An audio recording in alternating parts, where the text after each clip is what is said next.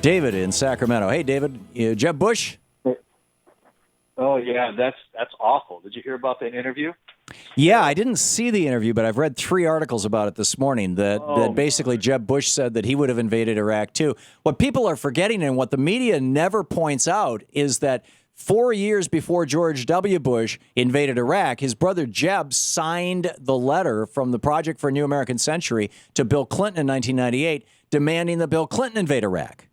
So it's not like, Jeb just came around to this and said, hey, my brother did it. I think it's a great idea. He had been pushing for it 2 years before his brother was even president. And they're treating him like he's not a neocon, like he's not, part of that Wolfowitz crowd that, Wolfowitz also signed that letter. He's still under the cloud of his brother anyway. So, I mean, he's only got like 3% and Carly Fiori's got like 2% or whatever. But, they used to call it the clown car, but now they can't fit all those people in a car, so they call it the clown bus. Yeah. Because they can fit those clowns in a bus. But to make a long story short, when you get him sitting there, remember Hillary had said that she was against this whole Iraq war in 2008. Right. Well, he sat there. He said that. Well, if she told him, would you do it if you had to do it all over again? Would you do it? He says, yeah. And he said also Hillary would do it too. And says, how can you put those words in her mouth when she was against it in 2008? Yeah, it's really a lie. But see, you got to understand, David, he's a Republican. The only way Republicans can win elections is to lie to people. Because the Republican agenda very simply is do whatever works for the billionaire class and the transnational corporations. Period. Full stop. And when it comes to average working people, if you want to bring them along, you either have to lie to them or you got to find those small wedge issues where they're with you and they're not with the Democratic Party. And it's just, so I'm not surprised that Jeb Bush lied in the interview about Hillary Clinton. I mean, that's a small lie compared to the huge lies that are being told about Hillary Clinton all over the place.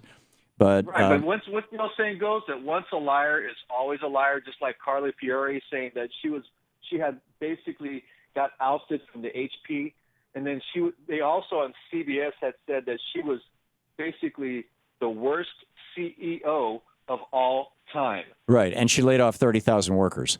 And bragged about it. Said she would have done it earlier when they asked her, what did you think about that? Well, I should have done it earlier.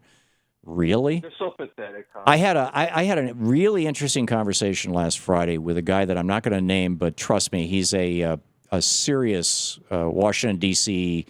political analyst. You would recognize his name immediately here in the Beltway, and his comment to me was that the Republican ticket, 2 things. Number one, most of the guys who are running for the Republican, this doesn't happen on the Democratic side. When people declare that they want to be a Democratic president, they put out the issues, right? And they say, here's what I'm.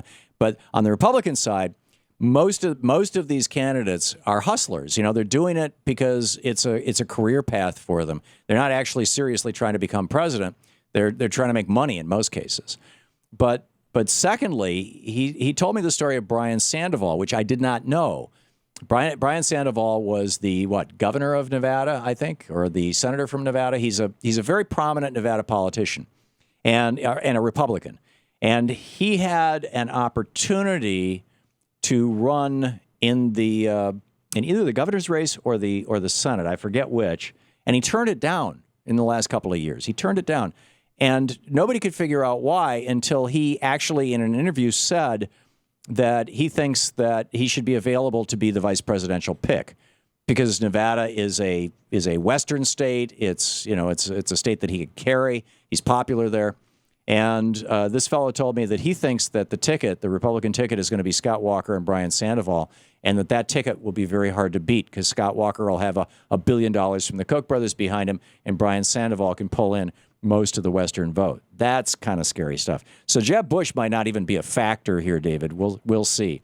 But anyhow, you heard it here first. All right. Tom, like I said, if anybody wants to know more about these Republican candidates and they're just totally uninformed and uneducated, why don't they just type their first and last name on Wikipedia and that will tell you the whole thing about their life and their biography. So that way it makes you think twice before you vote for these idiots. Yeah, although the Wikipedia can be subject to some fairly aggressive editing by the candidates themselves. But yeah, I'm with you, David. Thanks for the call, Larry.